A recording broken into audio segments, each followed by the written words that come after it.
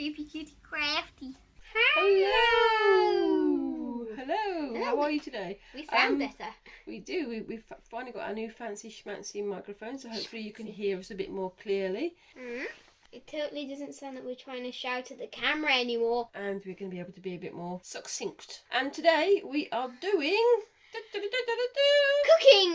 Cooking with mica powders. Yes, no, we're not cooking with mica powders. We are going to be having a go at some egg tempera. Not egg tempura, egg tempera. Tempura is yummy. Is a lovely fluffy Japanese batter that you have. Fluffy Japanese batter that you have on vegetables and on other bits and pieces, whereas tempera, spelt completely differently, is a form of paint, and it's the kind of paint that was used by artists before oil paints were around.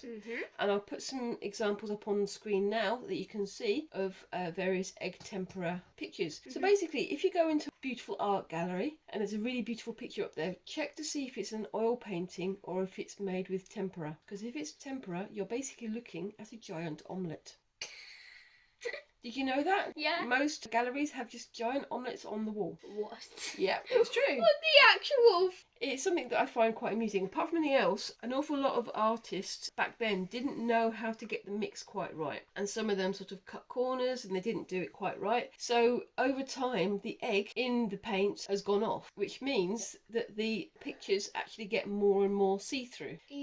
Which is all very well and good. But what they do is, when they do pictures, they get their board, they do like a layer of colour, which is either red to make it nice and warm or green to make it natural feeling, and then they do the actual painting on top. The problem with that is, if you've got a green background and you've got very pale faces that are slowly turning translucent, you've basically got a very beautiful portrait of people turning green.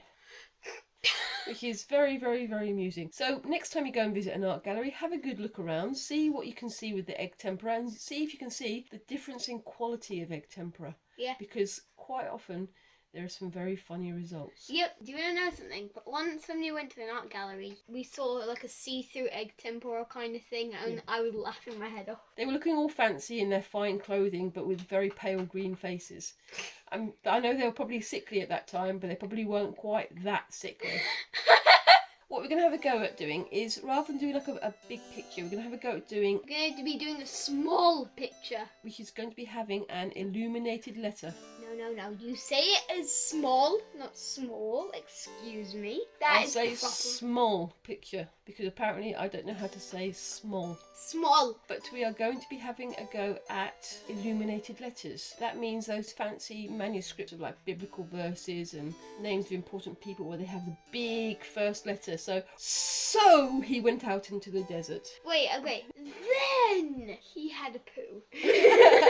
Yeah, I don't think they have then he had a poo in any of these important documents. But you never know. Yeah, so we're going to have a go at doing some fancy schmancy illuminated letters with some decorations around the outside. And what we're going to be using is 3 egg yolks.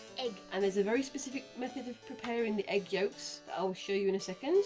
We're going to have a go at using some of our Arteza mica pigments because they're nice bright colours. You can use food colouring and other paints like that. We've also got a little bit of gold leaf here from one of our Sophie and Toffee boxes, and we're going to have a go at attaching that using Mod Podge to have some spangly glitzy bits to the letters. But that is going to be used very, very carefully with Mummy in charge. Anyway, should we get started?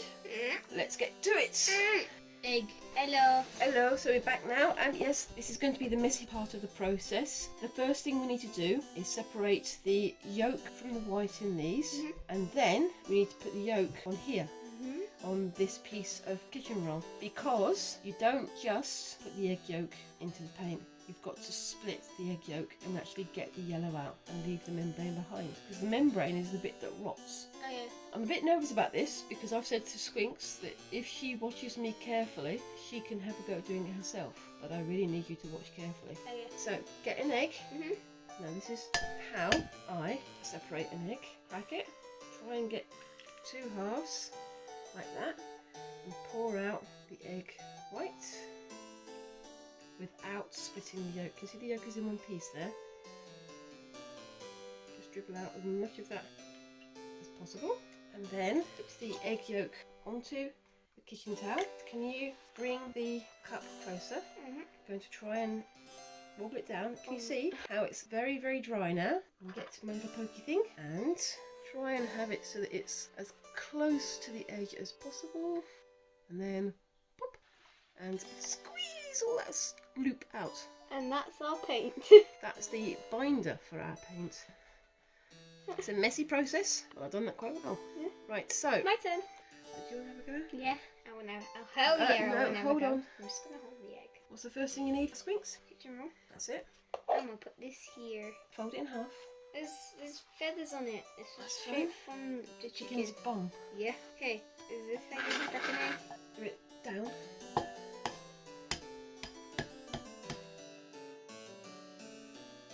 Ow. That's it. Put it across. That's it. That's it. That's it. And again. Last one. That's it. Oh, no, you split the yolk. No! You Why split did the yolk. that? Oh no. It's fine.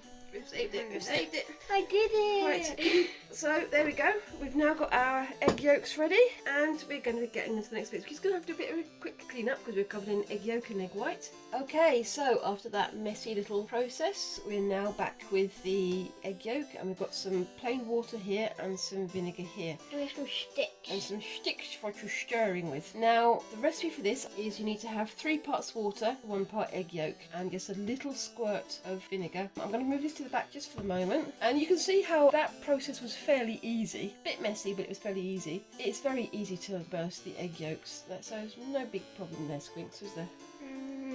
Right, so what I'm going to do is I'm going to move this here. You can see the line there. 1, 2, 3. So it needs to be up to about there.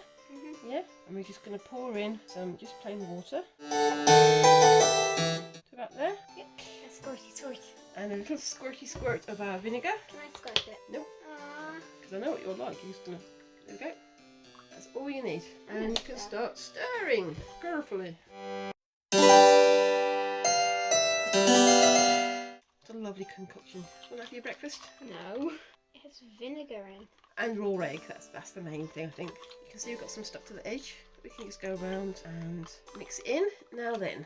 Okay, so we're now on to the next stage of the process. So move this onto the back, get our little palette here, and off screen, Squinks and I just did some little illuminated letter shapes. Squinks' real name begins with F. We've picked out all of our colours here, you can see. So what we're going to do is... Smell the egg. We've got 5 stirry sticks. So I'm going to break in half. I'm going to put those in the middle, and if you've got like a teaspoon, you just do like a teaspoon of each in each hole. But I'm going to use this.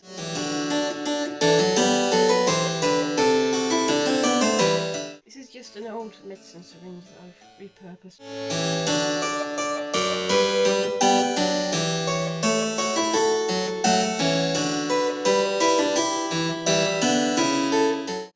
That in there like that so that we can use it later. Then we get these over here, and I get the world's smallest spoon, and we only need a teeny tiny amount like that. This one is Green. lettuce green. Ew, lettuce. Do you want to try stirring those two up? Let's see how this works out. So I've not used these colours because you can use like ground up stones. That's what they used to use, like ground up lapis lazuli for. Wait, don't you use lapis lazuli to make magic? No, not personally. When they used to use these in churches and stuff to paint on the walls, they used ground up myrrh, which is like a perfume. You might recognise it from the story of Jesus' birth and things. And it's a very expensive perfume, but it was used to offset the smell of the eggs rotting on the walls.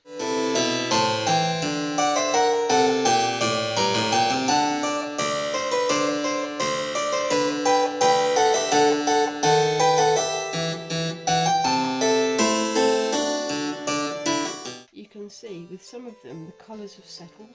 If you stir them, you can see it goes much, much darker again. So you can add shading.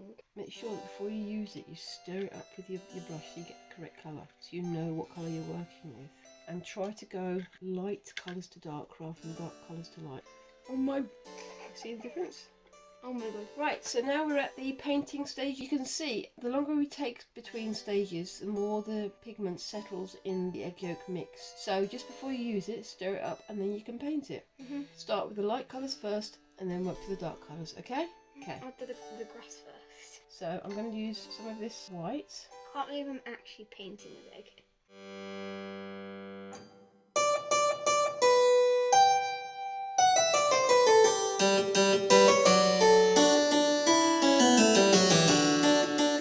But you can imagine old artists. They used to have this thing where there was an artist in charge of the workshop, and then they'd have lots of assistants, or what they would call journeymen, people who were travelling from artist to artists, learning how to become a master. And they would have to grind up these stones, grind it into a fine powder, and mix it with egg and use it quickly. And the pigments they used, like lapis lazuli, were expensive. In fact, That's expensive. it used to be back then because it's only available from one place in the world, Afghanistan, and it's very, very hard to get hold of. And it used to be more expensive than gold. It used to be so valuable that you would only use it for the most important parts of the painting. So, for example, if you were doing a picture of Jesus and Mary and Joseph from the Bible, Mary would have her cloak in ultramarine, which is what lapis lazuli was turned into. And that's why, you know, when you look at in museums today, Mary is always in blue because it's the most valuable, the most beautiful, the most expensive paint colour that there was. So it was worth that price of a house. What? The colour that came from it was called ultramarine. The reason why it was called ultramarine wasn't because it was extra blue. It's because it comes from over the sea. So ultra means over and marine means the sea. Problem is you really do need to wait quite a while between doing colours because it does tend to bleed. I've got bleeding there and I've got bleeding there, which is not what I wanted at all. Never mind. I'm gonna start on the blue background.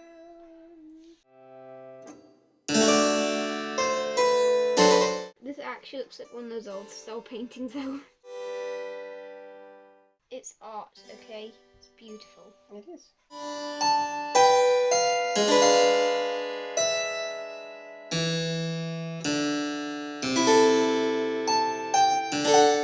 Right, so there we go. That's our attempt at doing some tempera painting. It's still very liquidy, it's still very eggy. We are going to leave that to dry.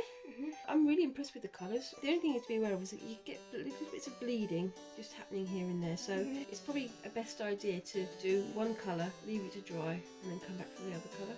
Tell us in the comments below what you think of our first attempts at doing egg tempera. Whilst you're there, don't forget to like, comment and subscribe. Subscriptions help us to make our little channel grow and help us to become more part of the YouTube creative community. Don't you think so, Squinks? Yeah. And we'll come back to this once this is dried. See you in a bit. Right, so we're on to the next stage. This time we've got some parchment type paper. We've already done our drawings on them. Our first pieces went really well. You can see the sort of glowing iridescent type finish on them. I think that's turned out superb. Now we're going on to our final finished pieces. We're going to be using a little bit of this. Now I've shown you this in the previous videos, but I've not opened it because I've been too scared to. This contains gold leaf, which I've never used before. From what I understand, what I'll need to do is mix some good quality PVA with some water, paint that onto the areas that we wanted to go onto, take off any excess that we don't need, and then we can get on with the last piece of the tempera painting. So yeah, we're using Mod Podge, but you can use any PVA.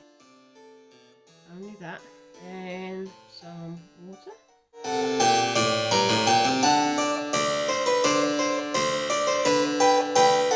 And we're only going to paint it onto the areas where we want the gold. So, off we go.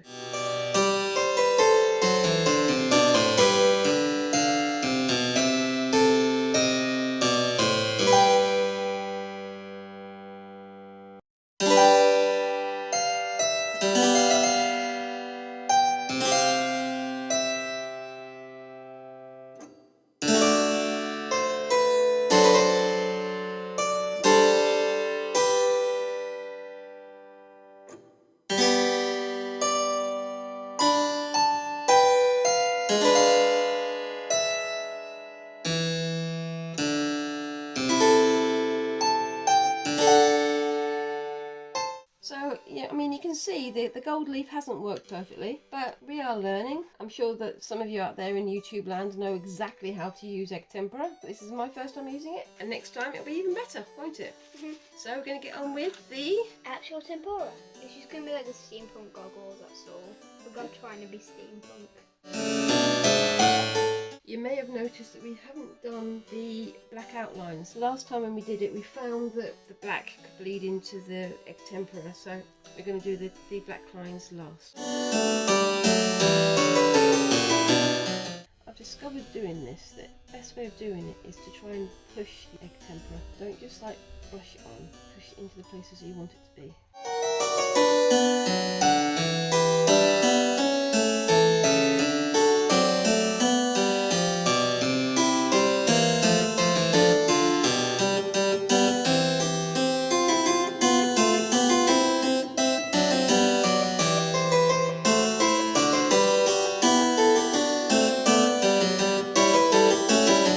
So we are done. I've got 3 images here to leave to dry. Some are better than others. Mine's turned out a bit muddy and a bit weird. Are you pleased with what you've done? Yes. What do you think of egg tempera so far? Good. Do you really like the colours and things that it's producing? Yep. So what we're going to do is we're going to leave to dry, come back in an hour, maybe do some black outlines. See you in a bit. Right, so we've finished our egg tempera pictures. Some things worked, some things didn't. I think it's been really quite effective. What do you think, Squinks? I think that they're really good. I love this, and I love this, and I love this, and I love this, and I love this. The one thing to be aware of is gold. The one thing to be aware of is that if we did it again, I would probably not do it on this flimsy paper. The problem with egg tempera is that when it sets hard, so it will crumble off if it's not taken care of. So maybe next time we can do it on some thick board or onto one of the wooden panels that we use for paint pouring. But I think it's worked really quite well. I love the sort of shiny, glossy finish it gives. I don't know if you can see that there. I really like your steampunk faced person there, and I do like the F here, the red and the blue work together really, really well. I would say if we did it next time, we would look up how to do gold leaf a bit better. But I still think that the actual finished product looks messy, but I think it works really well. I think it looks awesome. I think the gold leaf looks good on there. Next time, maybe we should make some skin colour. Or if you can learn how to make skin colours from the colours that we've got, because generally speaking, artists, when they do skin colour, they don't just do skin colour. They don't have a tube of something that's called flesh or called skin colour. They mix reds and pinks and yellows and whites and blacks and browns, all kinds of things to make the right colours. If you're going to do something later, like a monster's bestiary, a dictionary of monster like they had in the medieval times, we could have like a little picture in the top corner of the beast, and then calligraphy handwriting about the kind of beast that we're creating. Ooh. Would that be cool? Yeah. And then like a border going around the edge like they used to have in those old manuscripts. Oh yeah. I think that would look really awesome. Overall, I think we've done really, really well, and I think we're definitely going to be revisiting egg tempera in the future, aren't we? Yeah, I think it's really well, but guess what? All of this is actually just pure omelette. Basically, we've made some very, very pretty omelettes. So grab your tasty snack and don't put it in your mouth. But I'd say I'm quite impressed. It's worked out a lot better than I thought it was, and I think we're definitely going to be researching manuscripts and illuminated letters for the future. yeah, I totally think so. I would love to do some Harry Potter stuff, because it reminds me of that like Harry Potter kind of paper. Like the scrolls, like manuscripts. Yeah. Maybe we can do some books or cards in that oldie-fashioned style. If I do egg tempera in the future, I'd love to do more pictures like that. Make some things that you could hang in church. When they have the gold leaf in the old icons that were hanging in churches, the whole point was the churches were really dark, but they were lit by candles. So if the candlelight caught on gold leaf, it would flicker and make it look like it was alive. So it's kind of adding to the magical feel of the images. But I think, yeah, definitely, I think this is a definite win, and we're going to be coming back to this in future, aren't we? Yeah, I definitely think so.